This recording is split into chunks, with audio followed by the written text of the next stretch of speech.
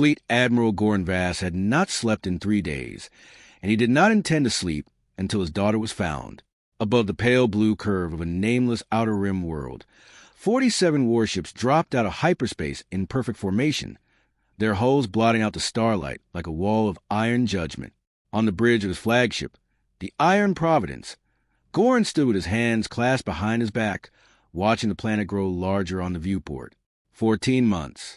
14 months since his daughter Silka had vanished from the Imperial Academy without a trace, and 14 months since the most feared man in the galaxy had begun tearing apart star systems to find her. He was not a man who forgave easily, and he was not a man who forgot. "Confirmed, Admiral," said his tactical officer, a gaunt man named Reth who had learned long ago never to bring the Admiral bad news without also bringing a plan. "The signal trace terminates on the surface. Continent designation, agricultural zone. Population, sparse. No military installations detected. No shielding. No defense grid of any kind." Goran's jaw tightened. No defense grid meant no resistance. And no resistance meant whoever had taken his daughter believed they were untouchable or believed they had nothing to fear from him at all. Both possibilities filled him with a cold, focused rage. "Kidnapping," he said quietly. "Or worse. Political leverage. Someone wanted to humiliate House Vass, and they took the one thing I would burn a galaxy to protect." Reth hesitated. "Sir, the signal is unencrypted, broadcasting openly. If this were a hostage situation, why would they not hide?" It was a fair question, and Goran had no answer for it. He had turned that same question over in his mind 1,000 times during the long pursuit, through abandoned trade routes, through smuggler dens on 3 different worlds, through the testimony of a frightened academy clerk who swore Silka had left her own free will. He had refused to believe it then. He refused to believe it now. "Prepare a full tactical breach team," he ordered. "Ground shuttles, armed escort. If my daughter is being held against her will, I want the responsible party in chains before the hour is out." The bridge crew moved with practiced efficiency, but there was something else beneath the surface of their obedience, a current of unease that Goran, sharp as he was, did not fail to notice. His officers had served him through a dozen campaigns. They had seen him raise pirate fleets and negotiate the surrender of entire star systems with nothing but the threat of his name. But none of them had ever seen him like this, a father, not a commander, standing on the edge of the unknown. The shuttle bay doors opened. 12 armored soldiers stood at attention, weapons charged, waiting for the Admiral's signal. And then the sensor officer's voice cut through the tension. "Admiral, atmospheric scan complete. I'm reading a structure at the source coordinates. It's..." She paused, frowning at her display as though she did not trust her own instruments. "It's a farmhouse, sir. Wood and stone construction. No weapon signatures. No comm jamming. Just a house."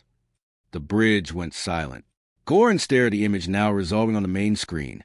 A modest 2-story building surrounded by golden fields, a wooden fence, a small barn with its doors propped open to the morning light. Smoke curled lazily from a chimney. It was, in every sense, the most unremarkable structure he had ever seen, and somehow, impossibly, it terrified him more than any fortress ever had. "Life signs?" he asked, and his voice had lost some of its iron edge. "2, Admiral. One matches Silka Vass's biometric signature. The second is human, local." Goran's hands, clasped behind his back, curled slowly into fists. 14 months of searching had led him here. To a farm, to smoke rising peacefully from a chimney, to a scenario his tactical training had never once prepared him for. He had expected chains. He had expected to sell a ransom demand, a battlefield he could understand and conquer. He had not expected breakfast. "Take us down," he said. "All of us." Reth blinked. "Sir, the full complement? 47 ships is considerable overkill for her." "I said all of us," Goran repeated, and something in his tone silenced any further protest. Whatever waited for him on that quiet, sunlit farm, he intended to arrive with enough force that no one, not his enemies, not fate itself, could ever again take his daughter from him. As the fleet began its descent, casting long shadows across the peaceful fields below, None of the officers aboard the Iron Providence could have guessed that the greatest battle their admiral would fight that day would not be fought with weapons at all. It would be fought at a breakfast table, over a plate of pancakes, against an enemy he had never trained to face, his own daughter's happiness. The shuttle's landing struts hissed against soft earth, crushing a neat row of cabbages that had been planted only weeks before. Admiral Goran Vass stepped out first, flanked by his breach team, his sidearm holstered, but his hand never far from it. The morning air smelled of hay and wood smoke, nothing like the recycled air of a warship, nothing like anything he had breathed in years. For a moment, he simply stood there, disoriented by the ordinariness of it all. Chickens scattered from the noise of the shuttle. A dog barked once, then fell silent, watching the armored soldiers with more curiosity than fear. And through the kitchen window of the farmhouse, Goran caught his first glimpse in 14 months of the daughter he had feared dead 100 times over. She was laughing. Silka Vass, heir to House Vass, decorated cadet of the Imperial Academy. The girl who had once told her father she would rather die than marry the political match arranged for her, was sitting at a wooden table with sunlight in her hair, laughing at something a man across from her had said. There was flour on her sleeve. There was a plate of something golden and stacked in front of her, and she was eating it with the unguarded delight of someone who had never known a moment's fear. Goran's breath caught in his throat. He had imagined this reunion 1,000 different ways during the long pursuit. He had imagined breaking down a cell door and cutting her free of restraints. He had imagined identifying her body in some smuggler's hold and burning half the galaxy in retribution. He had never once imagined finding her like this, radiant, careless, glowing with a happiness he had not seen on her face since she was a small child, long before duty and rank and the cold machinery of the Empire had reshaped her into a soldier. Sir, Ref's voice, low and uncertain, pulled him back. Orders. The tactical part of Goran's mind, the part that had commanded fleets, crushed rebellions, and never once hesitated in the face of an enemy, screamed at him to breach the house immediately, to secure his daughter, to eliminate whatever threat had clearly brainwashed her into this grotesque parody of contentment. No prisoner smiled like that. No hostage laughed so freely. This had to be manipulation. It had to be some kind of trap. He raised his hand, signaling the breach team to hold position, and took a single step toward the farmhouse door. It opened before he reached it. Silka stood in the doorway, and for one suspended heartbeat, father and daughter simply stared at each other across the short distance of trampled cabbage leaves and morning light. She was not in uniform. She wore simple homespun clothes, her academy-cropped hair grown longer, sun-brown skin replacing the pale complexion of a life spent under artificial light. She looked, Goran thought with a lurch of something he refused to name, happier than he had ever seen her. Dad, she said, not Admiral, not Sir, not any of the formal titles she had used since the day she enrolled at the academy at his insistence. Just Dad. The word landed like a physical blow. Silka. His voice came out rougher than he intended. Behind him, he was acutely aware of 47 warships hanging silent in the sky, of 12 armed soldiers waiting for a single word from him that would turn this quiet farmyard into a battlefield. Are you hurt? Are you being held here? Blink twice if... Dad. She said again, softer this time, and something in her eyes, exasperated, fond, achingly familiar, cracked the tactical certainty he had carried across a dozen star systems. Nobody is holding me anywhere. Put the soldiers away. Please. He did not lower his hand. Old instincts died hard, and 14 months of grief and fury did not evaporate because his daughter's voice had gone gentle. There's a man in that house. There is... Silka agreed, and for the first time, a flicker of something protective entered her expression. Not fear of father, but a fierce readiness to defend whatever she had built here. His name is Kale. He's a farmer. And before you say another word, Dad, before you do anything you can't take back, I need you to understand that I chose this. All of it. Nobody took me. I left. Behind her, through the open door, Goran could see the man rising from the breakfast table, unarmed, unarmored, watching the confrontation on his doorstep with an expression of careful calm rather than fear, as though he had somehow expected this exact moment for 14 months, and had made peace with it long before the fleet ever darkened his sky. I left, Silka repeated, meeting her father's eyes without flinching. "And I am not coming back." Somewhere behind Goran, Reth shifted uneasily, one hand hovering near his weapon, awaiting an order that did not come. The admiral, who had never once hesitated on any battlefield in 30 years of service, stood frozen in a cabbage patch, staring at his daughter, and found, for the first time in his life, that he did not know what to do. Cale Dunmore had grown up on this farm.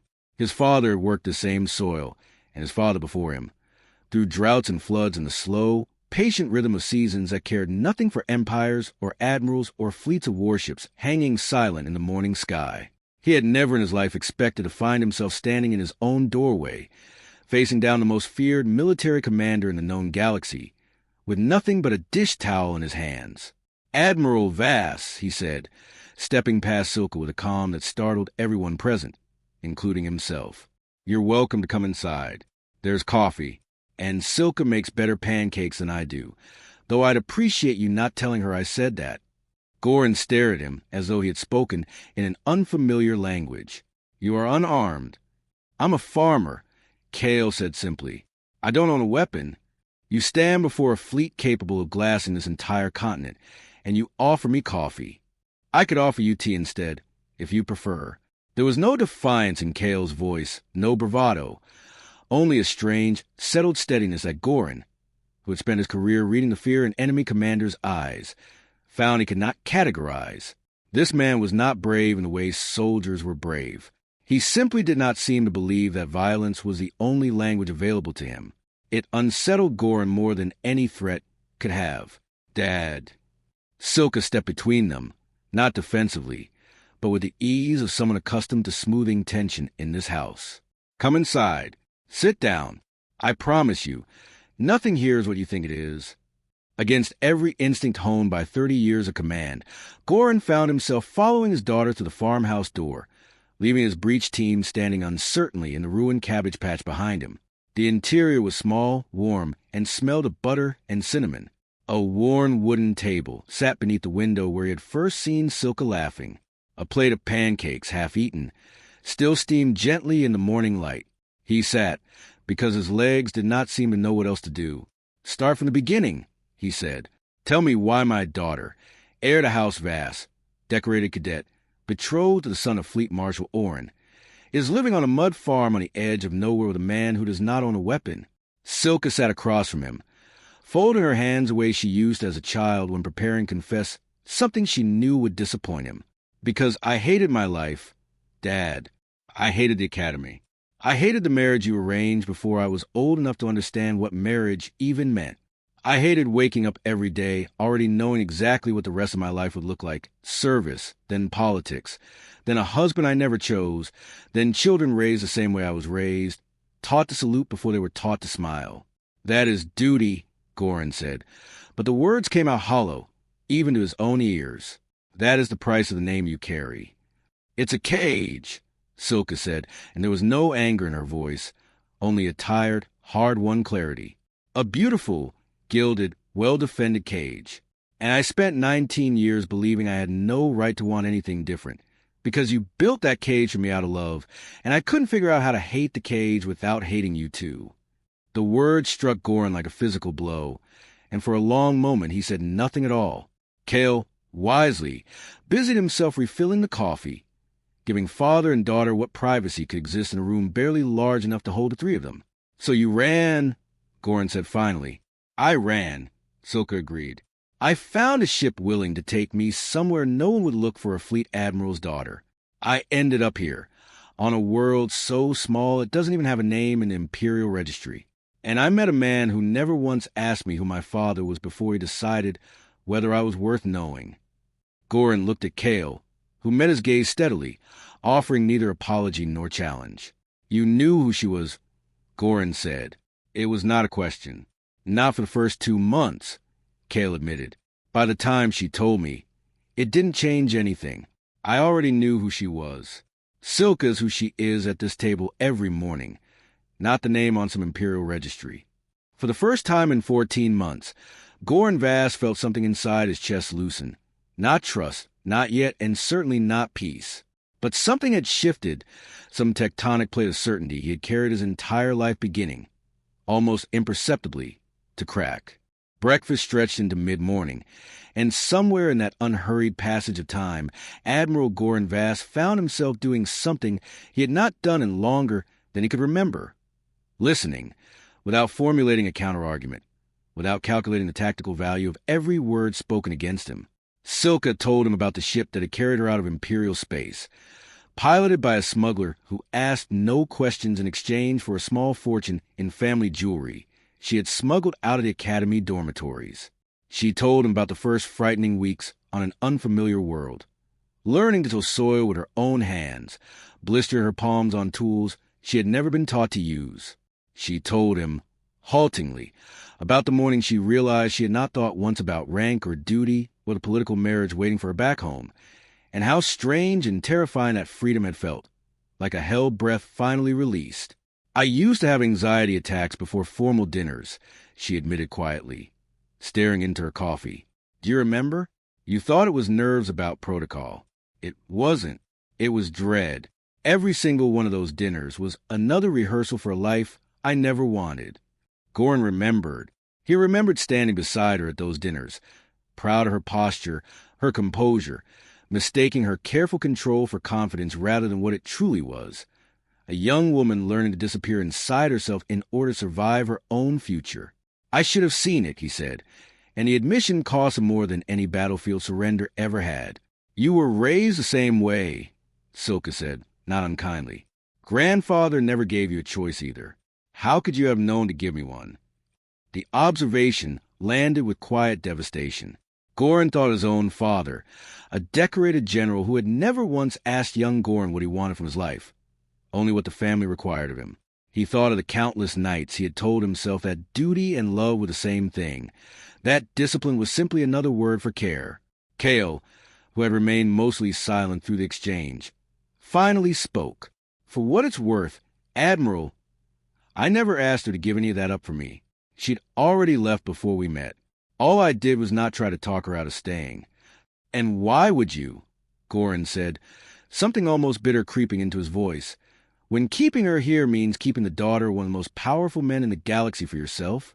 It was an accusation, and Kale did not flinch from it. "I won't pretend that thought never crossed my mind, early on. It's a heavy thing to fall for someone, and then find out exactly how much danger that puts you in." He glanced at Silka, something soft passing between them. "But I'm not with her because of who her father is. I'm with her despite it. Every day, I wake up knowing a fleet, like the one outside my window, could arrive and take her from me, or worse. I chose her anyway." Before Goran could respond, his comm unit chimed, the sharp, insistent tone reserved for priority fleet communications. He rose from the table, stepping outside into the trampled cabbage field to answer it, grateful for a moment away from the suffocating weight of the conversation. Fleet Marshal Oren's voice crackled through the channel, tight with impatience. "Goran, report. Has the target been recovered?" Goran hesitated, staring back to the farmhouse window at his daughter, at the small, unremarkable life she had built for herself against every expectation the Empire had placed upon her. "Target located," he said carefully, assessment ongoing. "My son has waited 14 months for his betrothed to be returned, Admiral. The Emperor himself has taken interest in this matter. I don't need to remind you what happens to men who fail to deliver what they promise." The threat, unmistakable and cold, hung in the morning air long after the channel closed. Goran stood in the ruined cabbage field, 47 warships silent above him, and understood with sudden, terrible clarity that he now faced a far more dangerous battle than any he had fought before. Not against pirates or rebels, but against the very empire he had spent his life serving, and the daughter he had only just begun to truly see. That evening, Goran Vass stood alone on the farmhouse porch, watching the twin moons of the small, nameless world rise over fields his daughter had chosen over an empire. Behind him, through the lit window, he could hear Silka's laughter mixing with Kale's low, steady voice as they cleared away the dinner dishes. An ordinary sound, a domestic sound, the kind of sound Goran realized he had rarely heard in his own house growing up and had never once created in the house he'd raised Silka in. Reth found him there an hour later, having left the ship at his own risk to deliver a report the comm channels were too vulnerable to carry. Sir, Fleet Marshal Oren has petitioned the Emperor directly. If Silka Vass is not returned to the Academy within 72 hours, House Vass will be formally stripped of its military honors. There is talk of treason charges against her and possibly against you for concealing her location. Goran absorbed this without visible reaction, though something cold settled in his stomach. 30 years of service. Every campaign, every victory, every sleepless night spent protecting an empire that had never once questioned his loyalty, all of it balanced now against a threat aimed squarely at the two people who mattered most in the world he had left standing quietly in that farmhouse kitchen. And if I return with her by force? Goran asked, though the question tasted like ash even as he spoke it. Then House Vass retains its honors. The marriage proceeds. The Emperor is satisfied. Reth paused, choosing his next words with visible care. And your daughter spend the rest of her life in a cage she already told you she'd rather die than live in. Goran closed his eyes. He thought of Silka's face in the farmhouse window that morning, radiant with a happiness he had never once given her. He thought of Kale's steady, unarmed courage, standing in his own doorway against a fleet of warships without a single weapon to his name, because he believed, truly believed, that some things were worth defending even when you had no power to defend them. He thought of his own father, and the cage he himself had been raised inside, and the cage he had unknowingly built around his own daughter in turn. Reth, he said quietly, in 30 years, have you ever known me to make a decision out of fear? No, sir, never. Then trust that I am not making one now. Goran turned, moving back toward the farmhouse door with new and unfamiliar resolve settling into his shoulders, not the resolve of a commander preparing for battle, but something older, something he recognized dimly from a memory of holding a newborn Silka for the first time and swearing, in a moment of private unspoken tenderness, that he would give her a better life than the one he'd been handed. He found her in the kitchen, drying a plate, and she looked up at his entrance with the wary caution of someone bracing for bad news. Fleet Marshal Oren knows where you are, Goran said, watching the color drain from her face. 72 hours. Either I bring you back or House Vass falls, and treason charges follow both of us. Silka set down the plate with careful, deliberate slowness, as though holding herself together through sheer physical control. Then I suppose you have your orders. I have never, Goran said, and his voice, to his own surprise, did not waver. Let anyone else write my orders for me, not the Emperor, not the Fleet Marshal. And I will not start now, with the one order that matters more than every command I've given in 30 years of service. Silka stared at him, uncomprehending, hope and disbelief warring plainly across her features. Dad, what are you saying?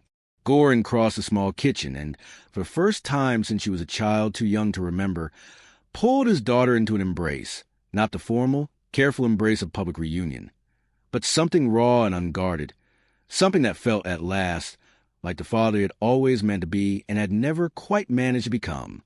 I am saying, he murmured into her hair, that I would rather lose an empire than lose you a second time.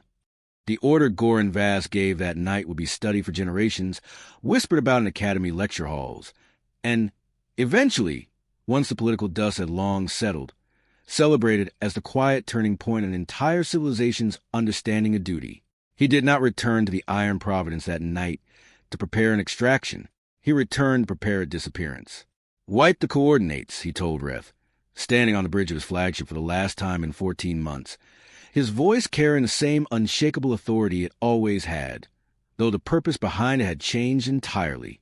Every sensor log, every navigational record, every trace that this system was ever scanned. As far as the Imperial database is concerned, this world does not exist.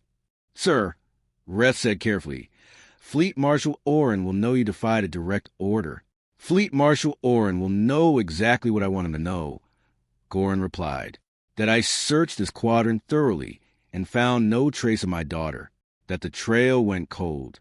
That 14 months of pursuit ended in failure, as such pursuits sometimes do, even for admirals who have never failed at anything in their lives. It was, Goran understood clearly, the first lie he had ever told his emperor, and he did not regret a single syllable of it. Before the fleet withdrew, he returned to the farmhouse one final time, finding Silka and Kale waiting together on the porch beneath the fading light of the twin moons.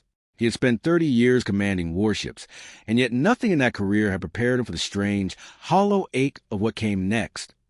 The goodbye he had never expected to give, and the blessing he had never expected to offer. "I cannot protect you from here," he told his daughter, holding both her hands in his weathered ones. "Once we leave, we cannot risk contact. Any signal, any message, any trace back to House Vass can unravel everything I've done tonight to keep you safe." "I understand," Silka said, though tears stood bright in her eyes. "I do not know if I will see you again," Goran admitted, and the words cost him more than any confession he had ever made. "But I know now that you are exactly where you are meant to be, and I am sorry it took me 14 months and 47 warships to understand something a farmer without a single weapon understood the moment he met you." He turned to Kale, and for a long moment the two men regarded each other in silence. The most feared admiral in the galaxy, and the quiet farmer who had never once raised a weapon in his life, yet had somehow won a victory that no war fleet ever could. "Take care of my daughter," Goran said finally. It was not a command. It was the closest thing to a father's blessing he had ever given anyone. "Every day for the rest of my life," Kale answered, and Goran believed him completely. The 47 warships lifted off the following dawn, rising in perfect silent formation over fields that had, for one strange night, held the fate of an empire within their quiet borders. From the ground, Silka watched the fleet shrink into the pale morning sky until it vanished entirely.